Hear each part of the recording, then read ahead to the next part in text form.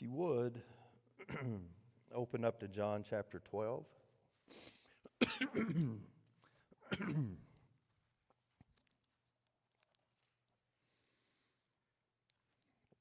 When we ended last week,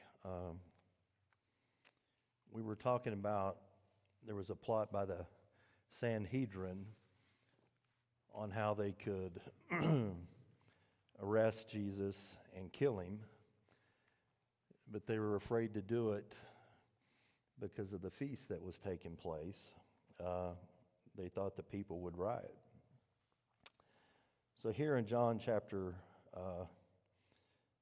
12, starting in verse 2, if we look, the same account is in Matthew 26, 6 through 13, and Mark 14, 3 through 9. Mark and Matthew both tell us that this has taken place at Simon the leper's house. John leaves that detail out. But John puts a detail in that I wanted to talk about this morning, so we're going to read John's account. Starting in verse 2, here a dinner was given in Jesus' honor. Martha served, while Lazarus was among those reclining at the table with him. Then Mary took about a pint of pure nard, an expensive perfume, poured it on Jesus' feet, wiped his feet with her hair. And the house was filled with the fragrance of the perfume. But one of the disciples, Judas Iscariot, who was later to betray him, objected. Why wasn't this perfume sold and the money given to the poor? It was worth a year's wages. He did not say this because he cared about the poor, but because he was a thief. As keeper of the money bag, he used to help himself to what was put into there. If you look at Matthew and Mark, it talks about the disciples were indignant because of this act. John points out Judas specifically, gives us paints a little bit of Judas's character here. But she's using something that cost what? A year's wages. That's a pretty significant purchase, right? If you think about what a year's worth of wages are in your mind, think about that purchase. What would it be? And what does she do with this? She anoints Jesus. She poured it on his feet, and then she wiped his feet with what? Her hair. Is a woman's hair important back during this time? But that's what she's wiping his feet with. Here a little bit later, we're going to see Jesus doing what with feet? Washing feet, right?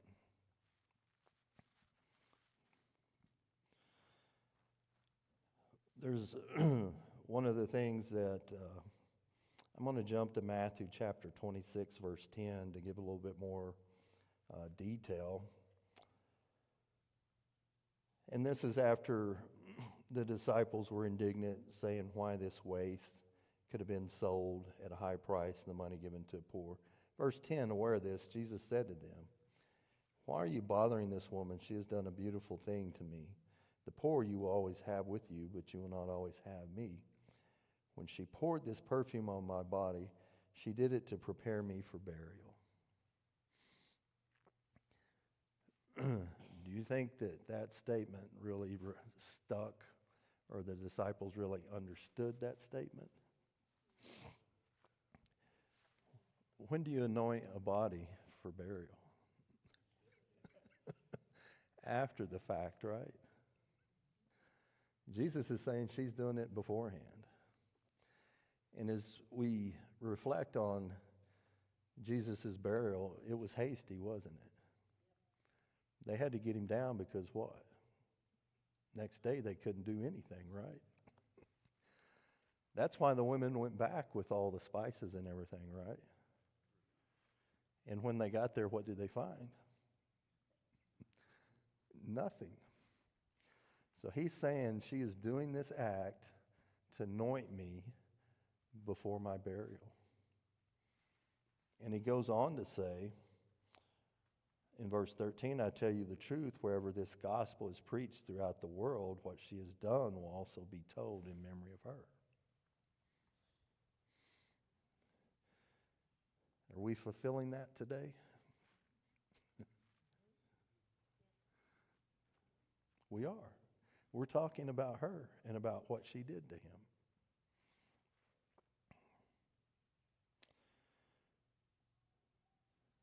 So you look at Mary and Martha. What else do we know about these two ladies? They're sisters. Lazarus, that's their brother. What other interaction did we have with Mary and Martha?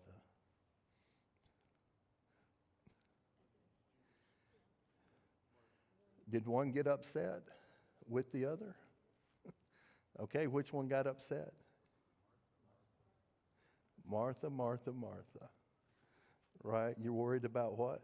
Many things, but only one thing is needed, and Mary has chosen that, right? That's basically what he told her. So these are the ladies.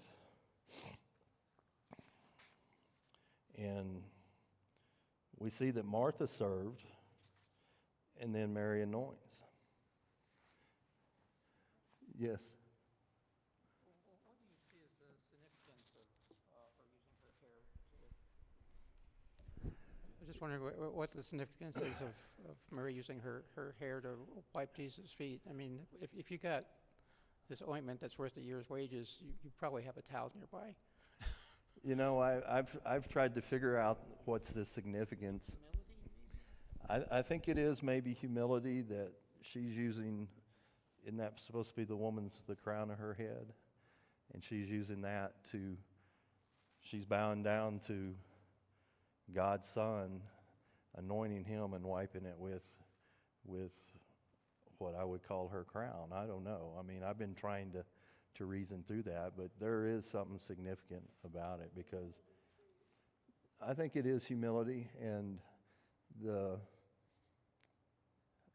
because they're there serving, so like you said, I'm sure there's a couple of towels around that they can use. But again, my feeble mind can't.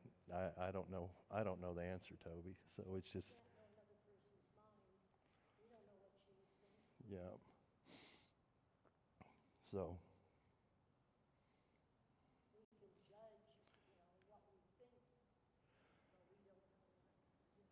So what's the house smelling like now?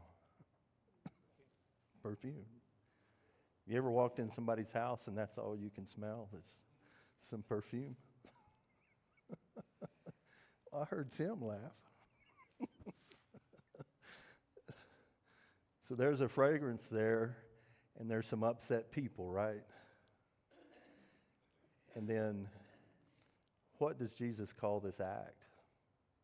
What does he say? She's done a beautiful thing. How many beautiful things have been done for Jesus while he's been doing his ministry? Been few and far between.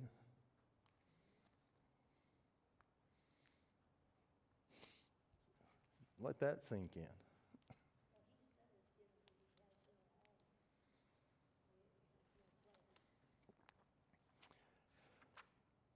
It also says that the dinner was given in his honor, right? So he was the guest of honor there. And then Mary performs this act.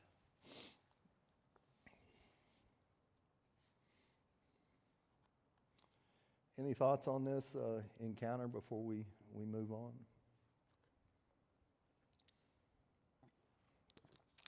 Again, like I said, I wonder if it really resonated with his disciples about what he said. She's anointing my body for burial.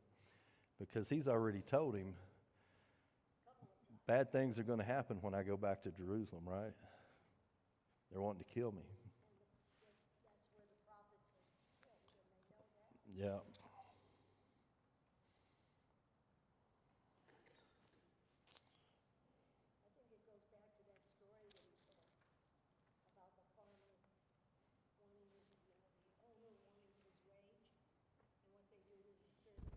Yeah, Jesus has given several parables to really drive his point home about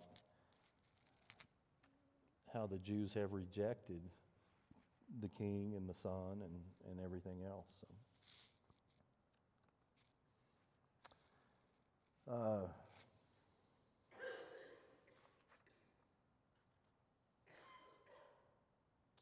all right. Let's move on. What we have now is we'll be reading a little bit about Judas's agreement to betray Jesus. If you would turn over to Luke 22, and that's found in verses 3 through 6.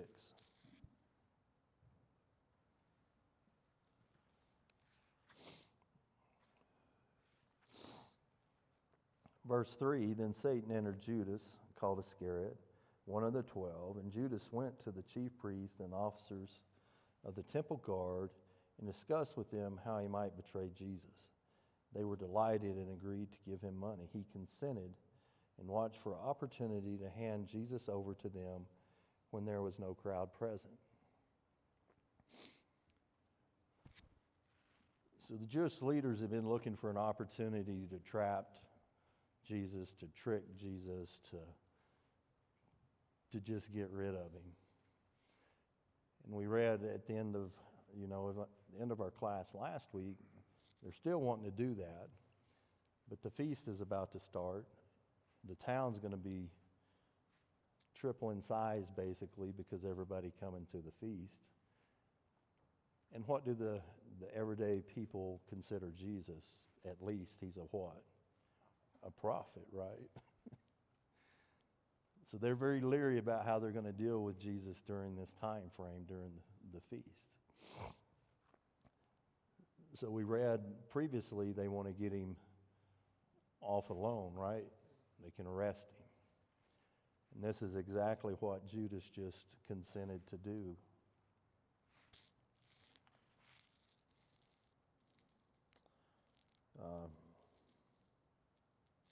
Says Satan entered Satan entered Judas, called Iscariot, one of the 12. And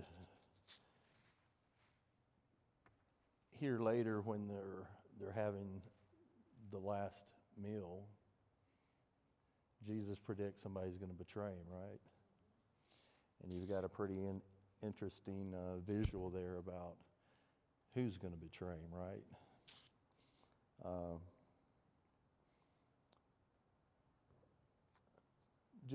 Just discussing this, it says they were delighted, and it's talking about the officers of the chief priests and the officers of the temple guard.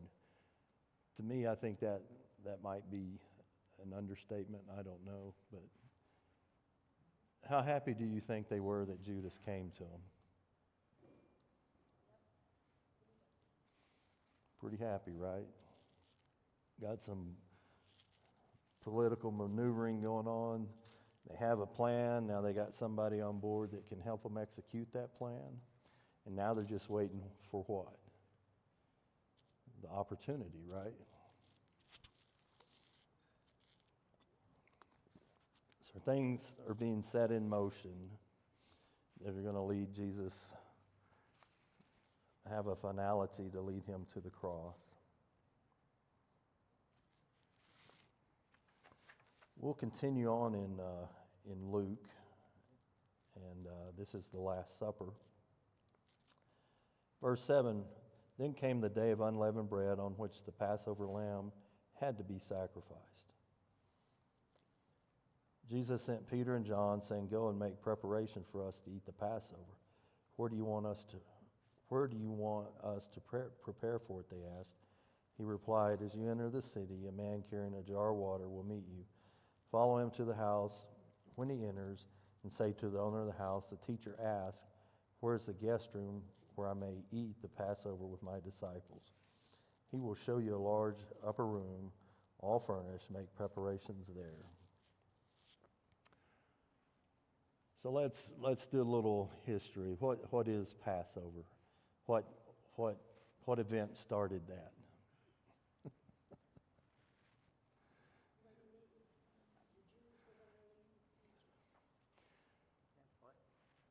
So you had the patriarchs, right? Joseph and all of Israel's family ends up in Egypt, and they just multiply out of control, right? And Pharaoh has to what? He's got to control them. They have forced labor, they're slaves. God uses Moses and Aaron to deliver them, but it was one final sign that God used, and it was what?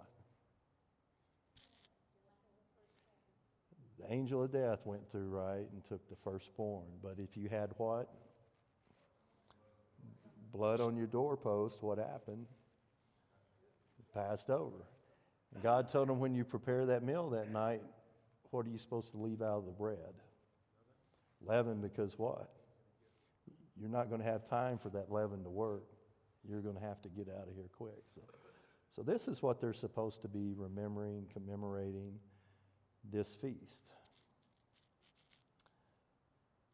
And what is Jesus to us? Passover lamb. And he's having his last supper with his disciples. They're making preparations. He tells them where to go in the city, who to look for, and what to say, right? Verse 13, they left and found things just as Jesus had told them, so they prepared the Passover. When the hour came, Jesus and his apostles reclined at the table, and he said to them, I have eagerly desired to eat this Passover with you before I suffer. For I tell you, I will not eat it again until it finds fulfillment in the kingdom of God. So he tells them he's been what? Eager. Anybody in here ever been eager? Do you know that feeling? He said, I've been eager to eat this meal with you. Eagerly desired to eat this Passover with you before he what? Suffers. And right after he says this, says also a dispute arose among them as to which one of them was considered the greatest. So he tells them,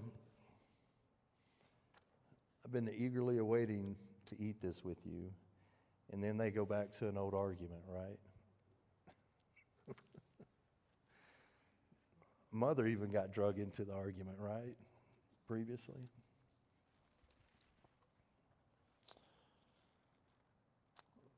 And let's look how Jesus responded in verse 25. Jesus said to them, the king of the Gentiles lorded over them, and those who exercise authority over them call themselves benefactors. But you are not to be like that. Instead, the greatest among you should be like the youngest, and the one who rules like the one who serves. For who is greater, the one who is at the table or the one who serves? Is it not the one who is at the table? But I am among you as one who serves. You are those who have stood by me in my trials, and I confer on you the kingdom, just as my Father conferred one on to me, so that you may eat and drink at my table in my kingdom and sit on thrones judging the 12 tribes of Israel. So they still have a dispute. And I think they still have, and when I say they, the apostles, physical kingdom, spiritual kingdom, right? Mother comes up, can one of my sons be at your left and one at the right? Jesus says, that's not for me to decide, right? It's for those who has been appointed. And then he's been eagerly awaiting to have this meal with them, and then this dispute breaks out again. And we all know what happens at the Last Supper. How does Jesus, he starts talking about master and servant and who's greater and what you're supposed to be doing. And he's about to show them, and how does he show them? Washing their feet, right? That's what we're fixing to get into, or about. That's my Texas talk, fixing. That's what we're about to get into. So, as we already know, hopefully everybody's very familiar with that story. Peter has a problem with the act, doesn't he? And what's his problem? It's like, you're not going to wash my feet. Jesus says, okay, if I don't wash your feet, you don't have anything to do with me. Then he's what? Give me a bath, right? He's trying to prove a point about serving and the attitude we need to have. Jesus says the Gentiles, if they have authority and power, what do they do? They'll use it. They'll lord it over you, right? Are the Romans doing that right now? So they understand that very well. When Jesus came, what kind of leader was he? I heard it. Servant leader, right? And that's what he's been trying to impress upon these people. If we're not a servant leader, can we earn the right to talk to people about Jesus?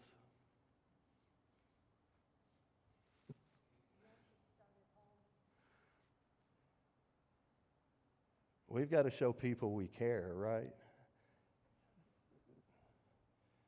That's what Jesus has been doing his whole ministry, right? He's been picking out the people that have generally been what?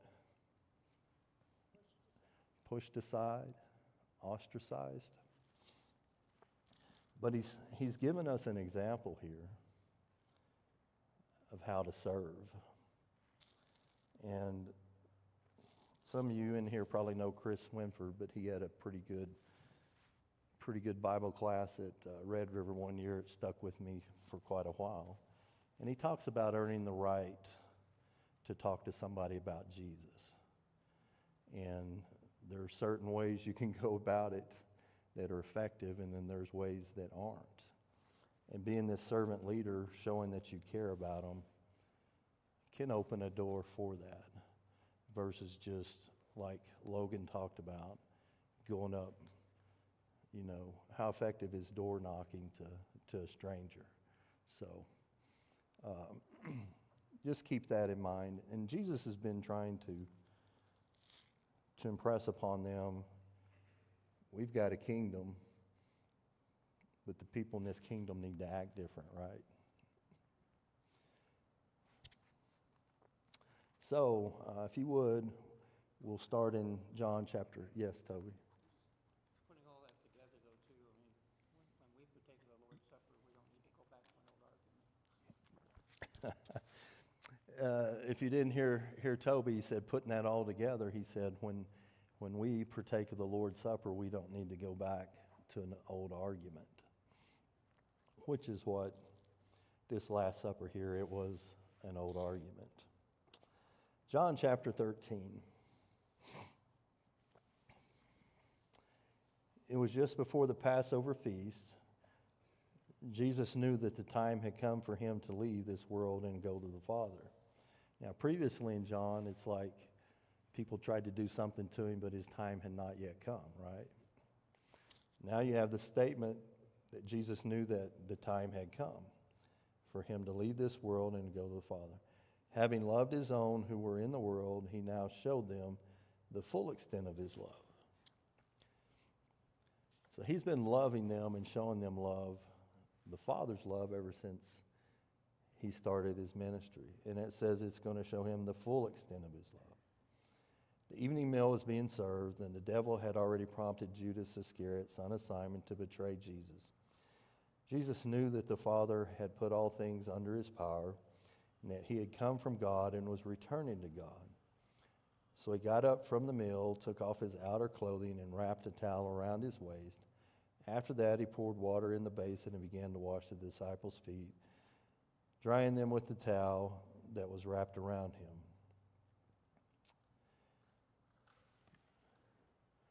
Up to this point, what do you think the disciples are thinking? That's not your job?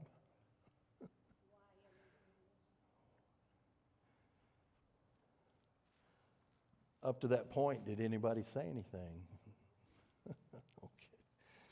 Verse 6, he came to Simon Peter, who said to him, Lord, are you going to wash my feet? Jesus replied, you do not realize now what I am doing, but later you will understand. No, said Peter, you shall never wash my feet. Why do you think Peter made that statement? Because of Jesus' position?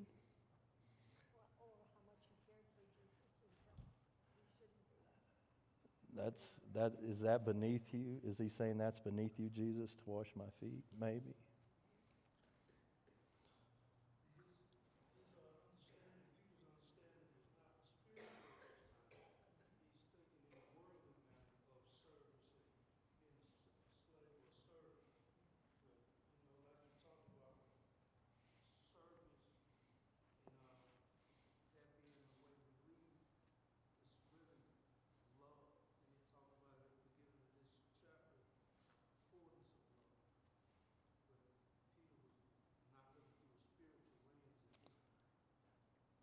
That's the entire, stumbling block in Jesus' ministry, is that physical versus spiritual, and people not separating that and understanding it. So, yes, David.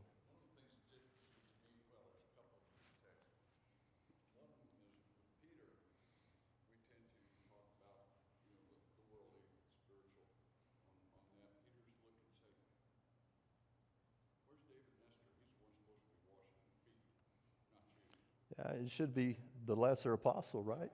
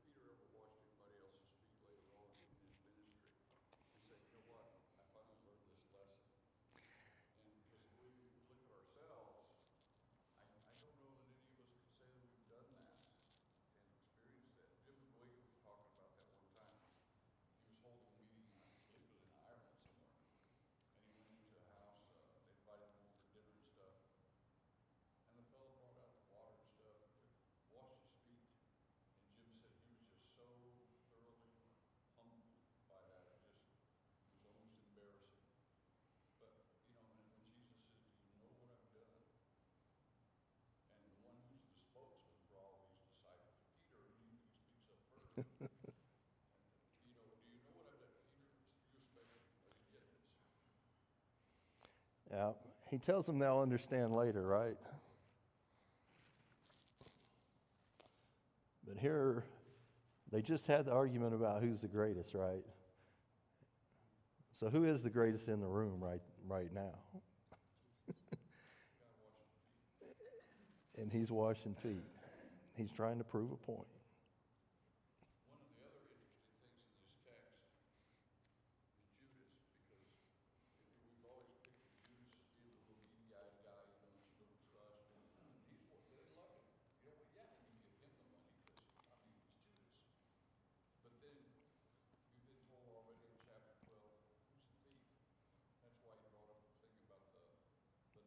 Mm-hmm.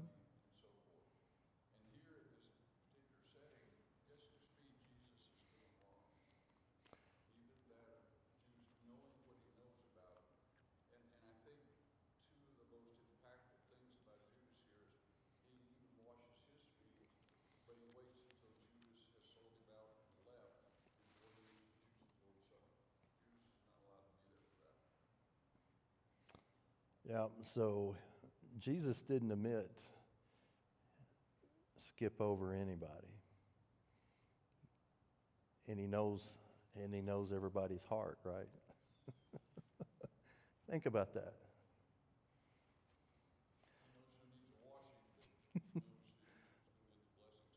Yeah.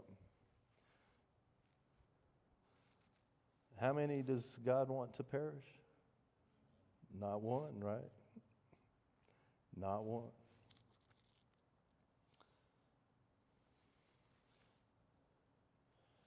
So if we had to rank them in order, who was the least among them?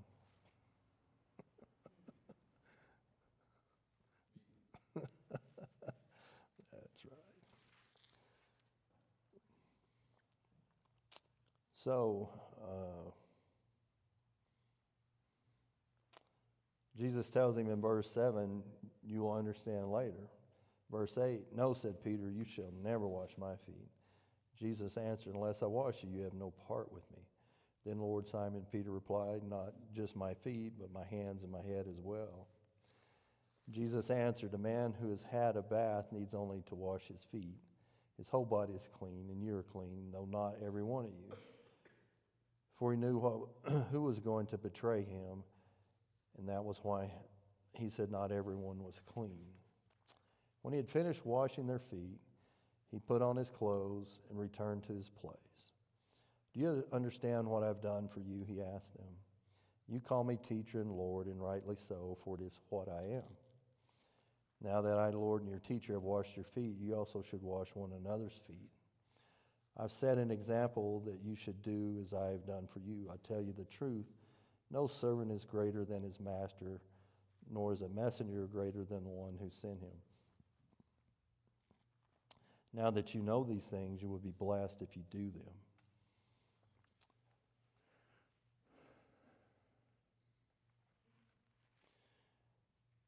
How quiet do you think the room was when he was making this statement?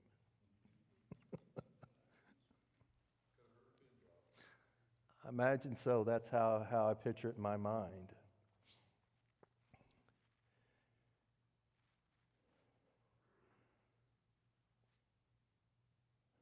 Growing up as a Jew,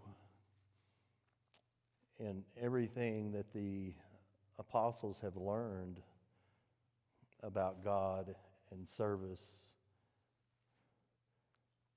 it's been what the Pharisees and the rabbis have tried to impart, and Jesus is trying to unravel a lot of that about what's wrong. And the Pharisees love what? Their place and their power.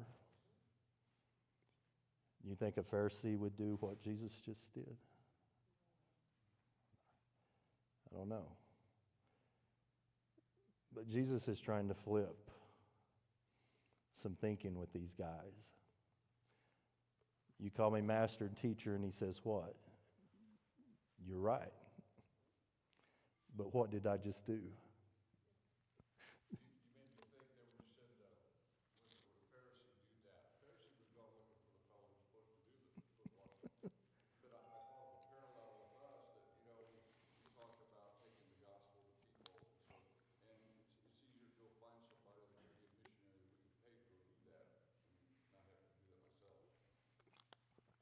Yeah.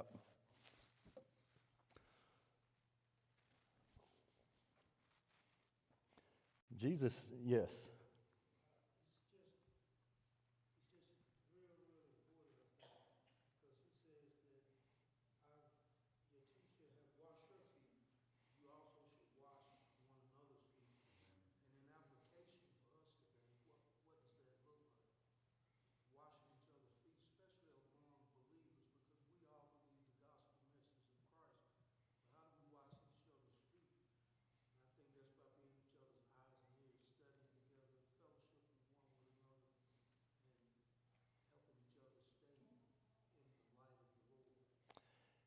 It comes back to the two commands, right?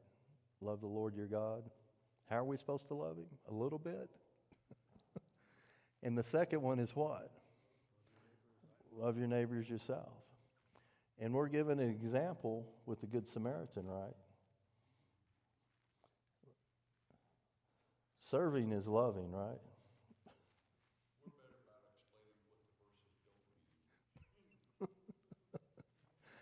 Sometimes we are, David.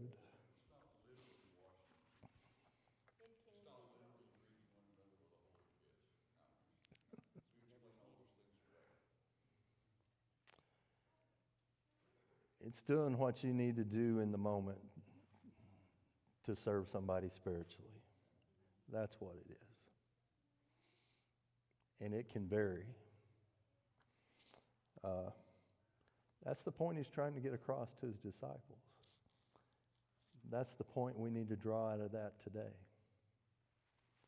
So the question is as you go throughout this week, are you having the argument about who's the greatest? Or are we out there washing people's feet?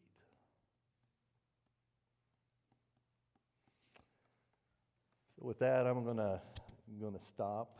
So appreciate the comments today. We'll continue on next week. So